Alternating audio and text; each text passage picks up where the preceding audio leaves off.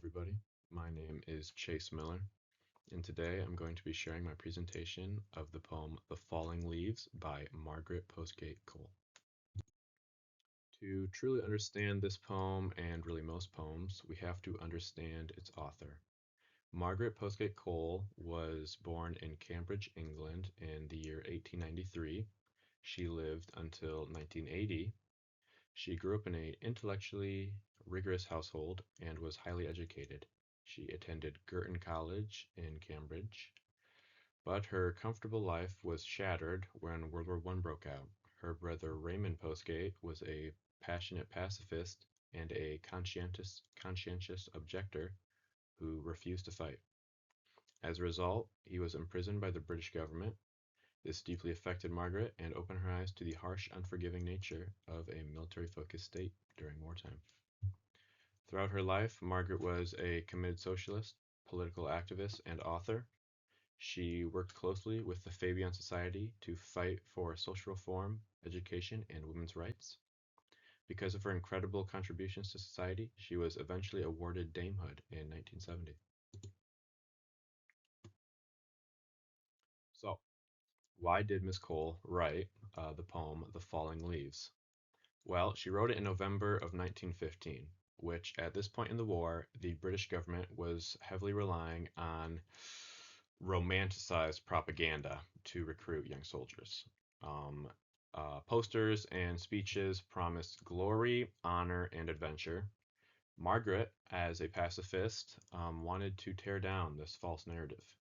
She was deeply motivated to write this poem as a form of peaceful protest. She saw the war for what it actually was, a meat grinder, killing and taking the lives of many men, especially young men. Because she couldn't physically stop the war, she used her art to voice her dissent. She wanted to capture the silent, heavy grief of those left behind on the home front, who had to watch their loved ones slip away without being able to do a single thing to save them. Okay, now that we've touched down on why she wrote it, I will read it. This is The Falling Leaves by Margaret Postgate Cole. Today, as I rode by, I saw the brown leaves dropping from their tree in a still afternoon, when no wind whirled them whistling to the sky, but thickly, silently, they fell like snowflakes wiping out the noon, and wandered slowly thence, for thinking of a gallant multitude, which now all withering lay, slain by no wind of age or pestilence, but in their beauty strewed, like snowflakes falling on the Flemish clay. Okay, now that we have heard and read the poem, let's look at when this poem was written and how it connects to society, both then and now, as it still relates today. But in late 1915, World War I had transformed into a horrific war of attrition. The Battle of Loos had just occurred before her writing this, resulting in massive British casualties. Furthermore, by 1916, Britain would introduce compulsory conscription, which forced young men into combat. Cole's poem directly addresses the social injustice of this era. The older, powerful politicians staying warm and safe at home, while sending healthy young men to die in foreign mud. But this poem isn't just a historical relic, it connects deeply to our society today. It speaks to the experience of being a distant spectator, thinking about how we scroll through our phones today, seeing new wars, climate disasters, and massive tragedies, just like the speaker in the poem. We are safe, especially we in American society. For most of us are safe. We simply look on to events of the world, and we can still feel the heaviness and weight of the situation, but we are, for the most part, unable to really do anything about it. Cole perfectly captures that modern sense of detached grief, is the way I would describe it. The narrator represents the average citizen, as I kind of just described for us in modern day today. This would be the average citizen on the home front. They are, for the most part, safe, much safer than the individuals fighting in the war on the front lines. They have the ability and luxury of time to think to themselves. And who is the narrator speaking to? They are addressing the broader British public. The narrator is speaking to the comfortable and complacent citizens who are supporting the war effort from afar, from within their safety. She's the Miss Cole is trying to force them to stop, um, realize what's actually happening, to look at the falling leaves, um, and visualize the real life cost of their political choices and what they support. And more so to the leaders who have chosen this and are also in the safety of their homes. Okay, mood and tone. The overall mood of this poem is negative. It is sad. It is melancholic, and sorrowful and still. It is eerily still.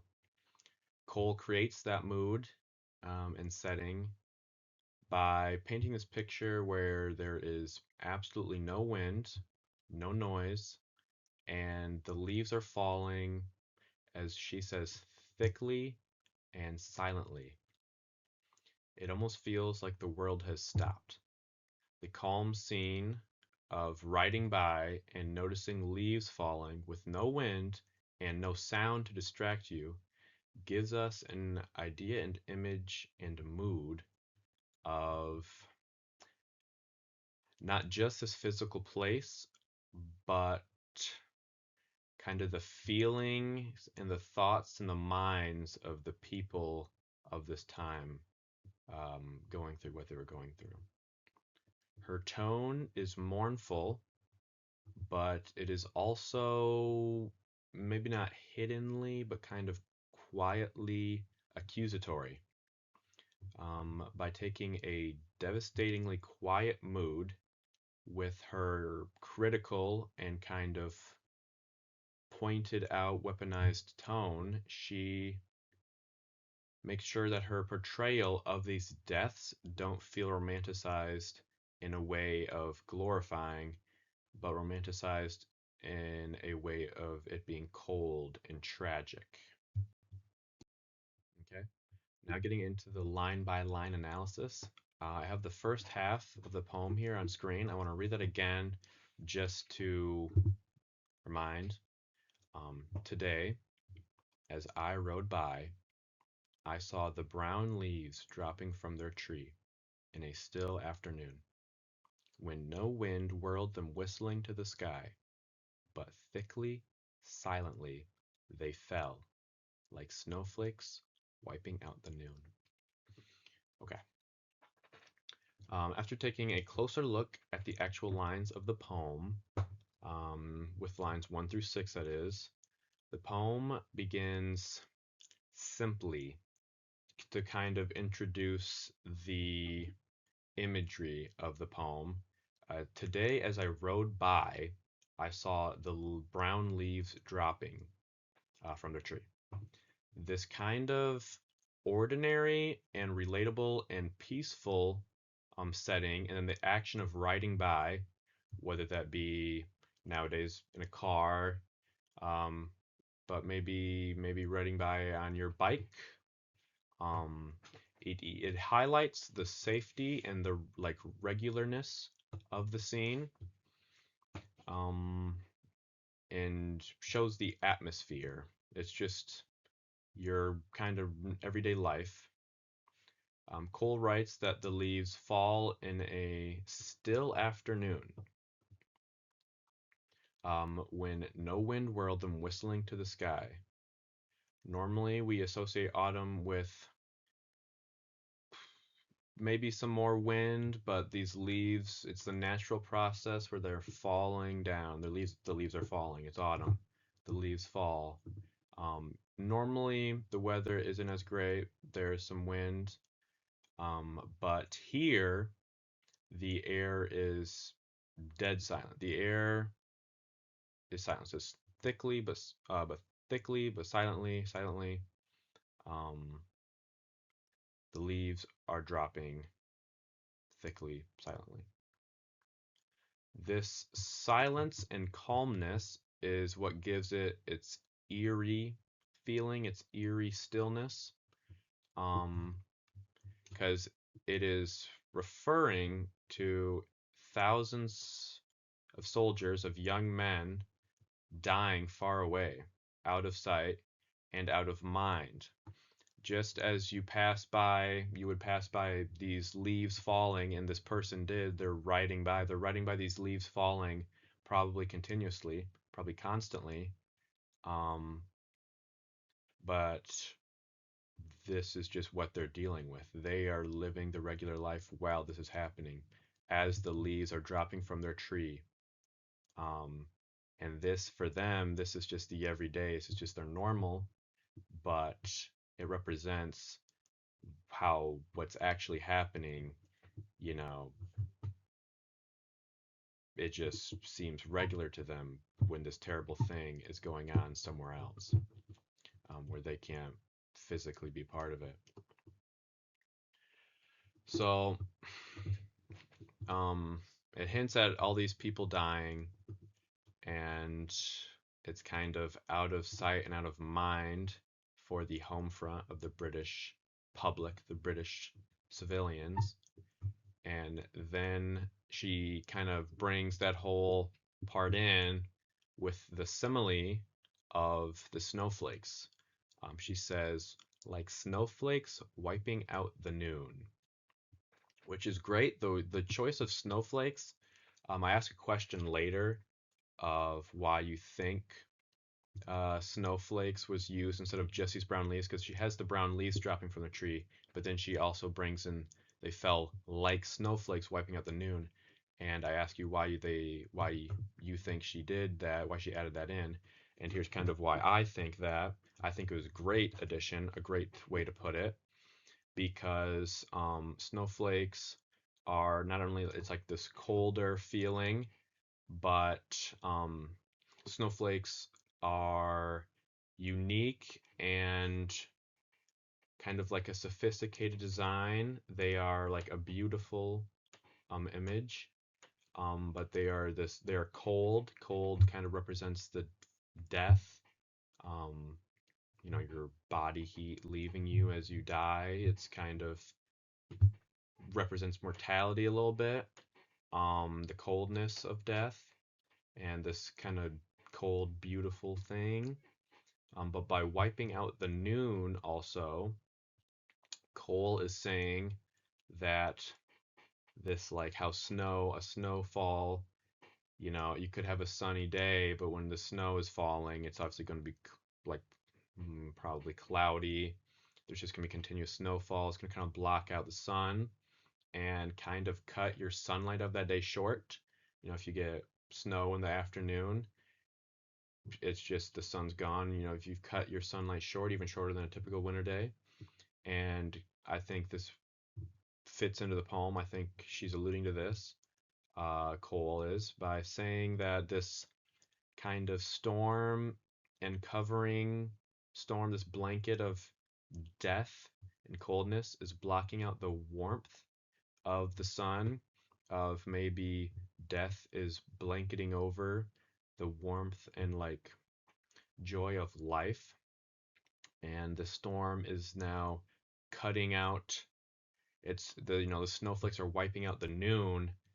This the snowflakes, this war is wiping out the rest of these young men's lives. It's cutting these lives short. It's wiping out the noon.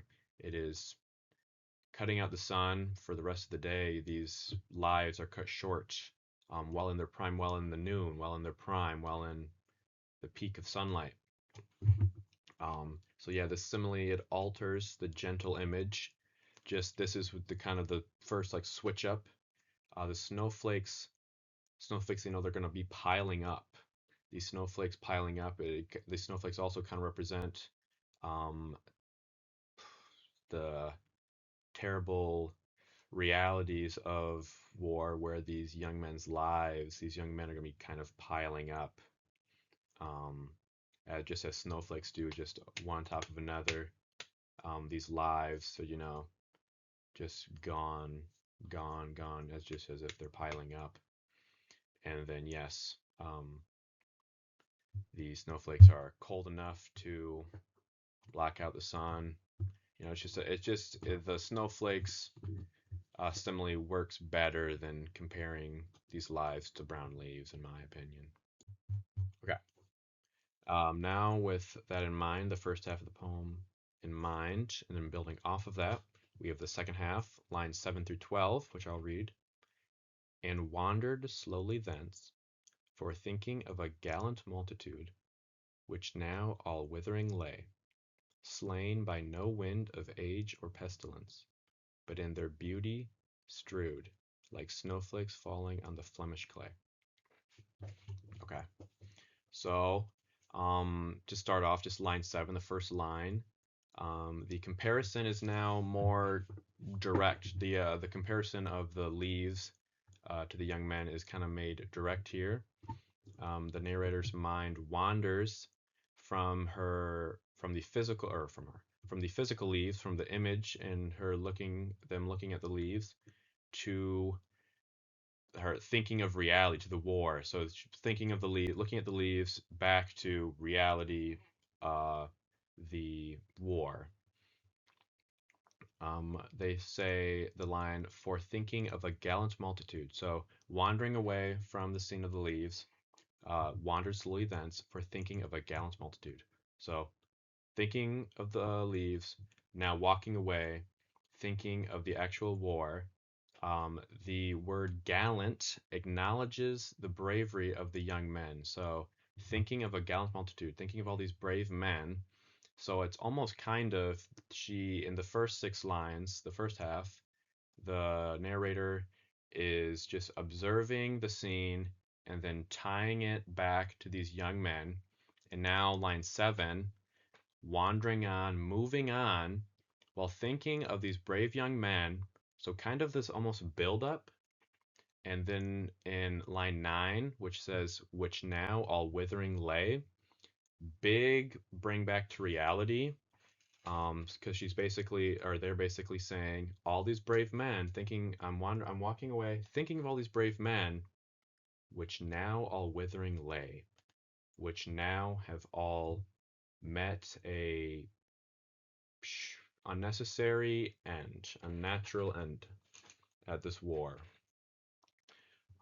So the word gallant acknowledges the bravery of the young men, but withering brings us back to reality, and also ties back to the leaf metaphor, which now, like as a leaf withers, um, these brave young men are all now withering lay. Um, and then line 10, back to line 10. This, I'll just read it. Slain by no wind of age or pestilence. A very important line, probably maybe most important of the whole poem. And the word slain specifically.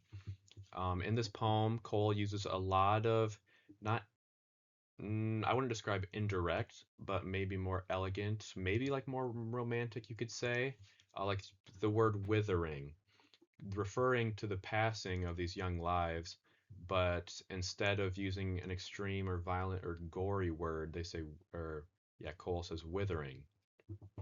But now, all of a sudden, line 10, Cole uses slain, kind of highlights the extreme and really emphasizes the line.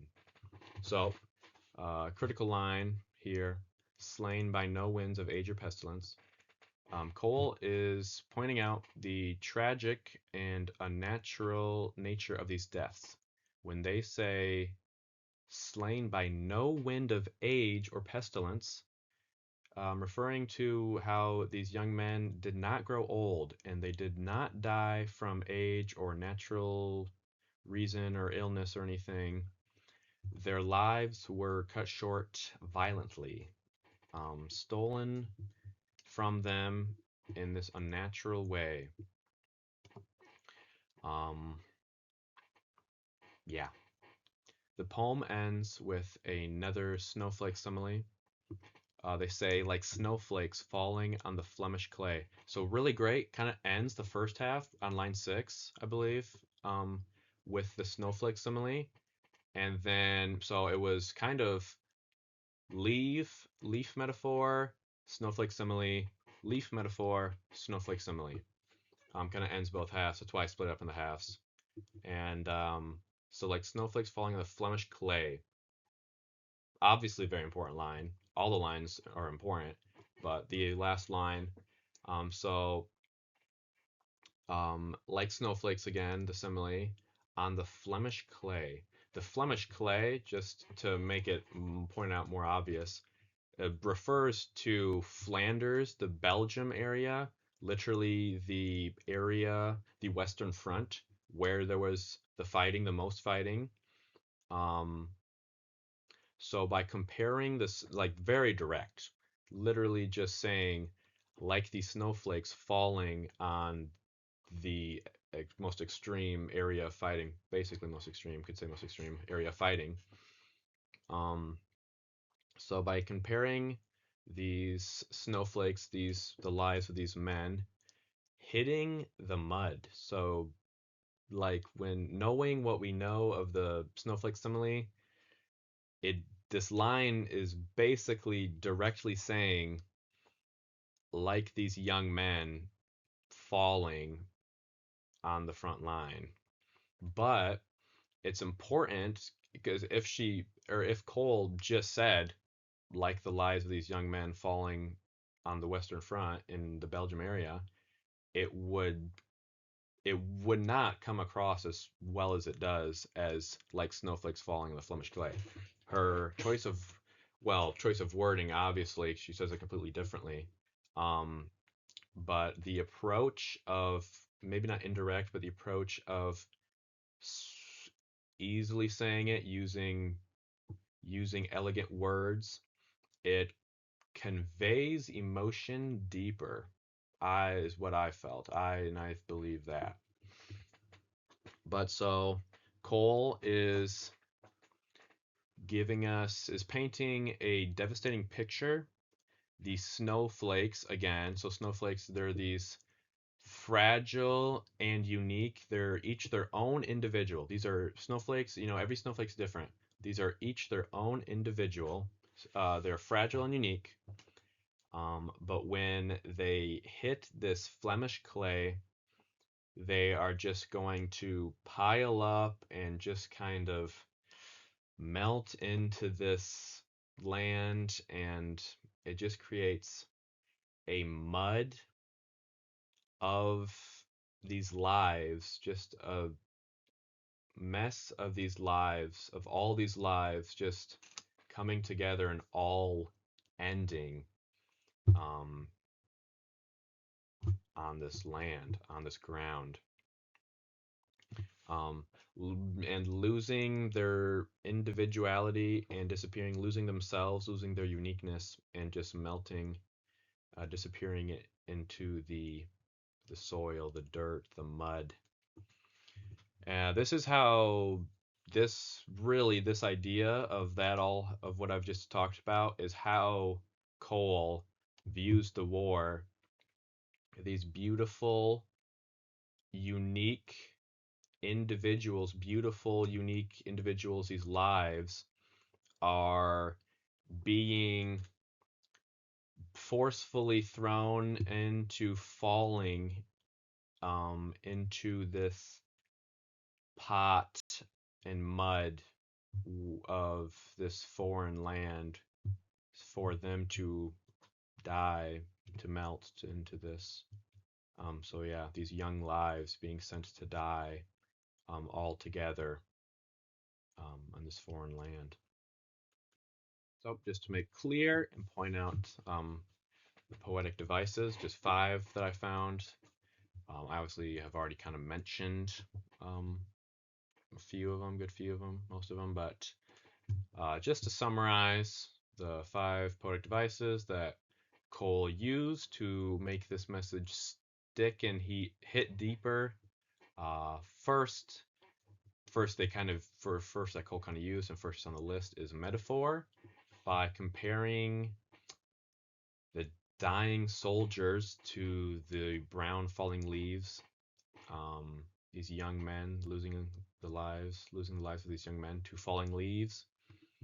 Cole uses our natural understanding of autumn and then kind of twists it because autumn is a natural cycle, whereas war is a more unnatural human man-made disaster. So kind of flips it, but uses our understanding of autumn. And then the second is the snowflake simile, which I've also talked about a great bit, but these snowflakes represent the fragile and unique individuals, but when they fall in these massive quantities, they're just become this cold, just piling up and melting, and the blanket become this blanket of lives falling, piling up and melting.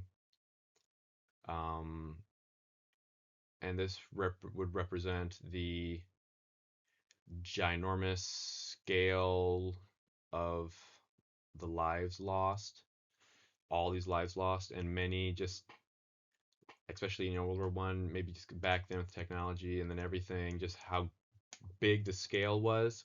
A lot of lives were not just lost in the way that they died. A lot of lives and people's stories were just simply gone. If you had no family, your life and your story was gone. And then even people with families, people's, with war, a lot happens, and your story, your life is gone. So Cole also uses contrast, the structural contrast of the way the poem moves and feels. She describes this piece of the sort of still afternoon, the no wind, this calmness in England, and then contrasts it with the horrific violence occurring in the Flemish clay, in the German, France, Belgium region. So yeah, shows us the contrast between comfortable and safe civilians and the dying soldiers. Then Cole uses alliteration. If you remember lines 4 and 5, which says, when no wind whirled them whistling to the sky. I said it pretty fast there, but when no wind whirled them whistling to the sky. And then says, but thickly, silently. The thickly, silently is another kind of contrast in it. So this uses alliteration by repeating the W, and this wind whirled them whistling really just kind of flows, big flow. Then the sound, kind of the sound of wind whirled them whistling, a lot of woo, a lot of whoosh sound, whistling wind. And that is immediately cut apart, immediately stopped by but thickly, silently. So it's woof, woof, woof, and then but thickly, silently. The S I've got a bit of a whistle to my S, but that the S really stops it, but obviously the but thickly. So it's like when no wind whirled them whistling to the sky, but thickly, silently. It puts an end to it. Um, yeah, cuts off. It gets cut off the flow of it all. And then Cole uses euphemism. Sorry, euphemism. Lines 8 and 9, thinking of a gallant multitude, which now all withering lay. And then again in line 11, in their beauty strewed. Cole, and then like the word slay, and uses the word slay. Cole never uses the brutal words killed or dead, as I just said, uses slay, but never direct. So she instead uses softer, more elegant words. She softly says the soldiers are withering and strewed like autumn leaves. Okay. And now the themes, this kind of main and more clear and obvious and central theme of this poem is the waste of young life. So in Margaret Cole's poem, we read, and it's made clear, it's made really directly stated to us um, that they're bringing the attention to the braveness and the many, the gallant multitude, the brave thousands of these unique and, as Cole says, highlights their beauty of these young men in their absolute prime of their lives, full of future and potential and dreams. They are sent to fight. So instead of getting to grow up and have families and contribute to society and do as they please and fulfill their dreams, um, as Cole writes, she says that they now all withering lay, and that they were in their beauty strewed. So that word strewed, following in their beauty strewed, hits heavy, the word strewed. It gives imagery.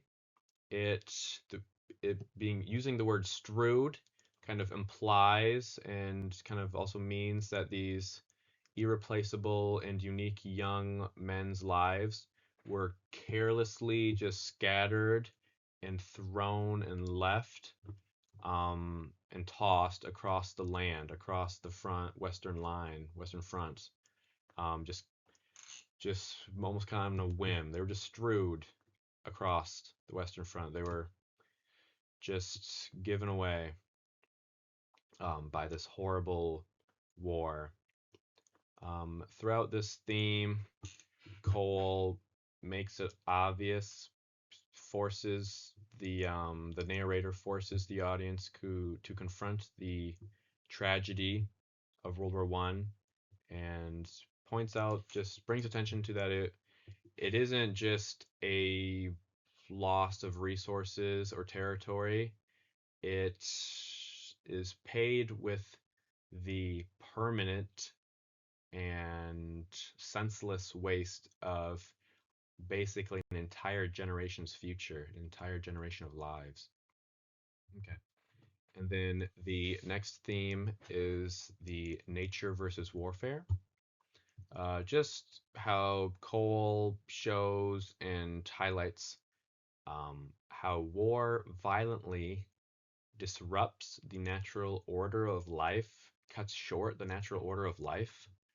Normally, autumn leaves symbolize a healthy and peaceful cycle of the seasons, but a healthy cycle.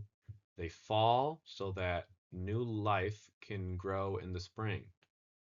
And Cole uses this kind of the common knowledge of autumn and sort of flips it, uses it to highlight the tragedy of these lives. says that these young men were slain by no wind of age or pestilence. So they didn't die naturally. Their lives were stolen and violently cut short by human choices, by their leaders, unlike nature, the natural way. And in this way, there is no spring rebirth, there is just the loss of these lives. Which this next theme kind of builds off of the silent grief and homefront guilt. So the scene's described as the calm, windless, and quiet image painted for us in the poem by Cole. And this mirrors the emotional mindset and place of mind back home in England. Civilians were kind of expected, maybe not forced, but expected and assumed that you would be quietly patriotic, which means that their sadness and sorrow had to be expressed silently, just like the falling leaves, which is a way you could relate that. Furthermore, the narrator experiences this guilt. They carry the burden, the kind of fault of being safe, relatively safe, while others are in danger. They are just living there another day, riding by on today a car, a bike, a horse, while imagining, while thinking of others dying in this war, dying in the mud of a foreign battlefield. Okay, that wraps it up. I got most of my ideas of the poem out. It definitely took me a long while. So that is the end. I chose this poem specifically because I think it beautifully describes the tragedy of World War One, which is almost kind of an impossible thing to do, almost kind of contradicting itself. A beautiful way to describe a tragedy. It's a very hard thing to do. I have a lot of interest in World War One, so this poem just kind of caught my eye, caught my attention, and I thought it does a great job of describing what the feelings of people back in Britain would be feeling, describing tragedy in a beautiful way. So, my questions for any still here would be, why do you think Cole chose to compare the soldiers to snowflakes instead of just using the brown leaves? And I shared my opinions on this I directly stated this question earlier, so this would be this question. Does a calmer and quieter way of describing tragedy feel more tragic than a more extreme or violent one? And then it looks like my head is cutting off this last question, but it's, have you ever felt a similar sort of detached grief when seeing bad news? Maybe on the TV or on your phone today. Have you ever felt kind of just like you're back in safety while there is war and tragedy going on in the world? So, thank you for watching. That is the end of my presentation, and have a good day.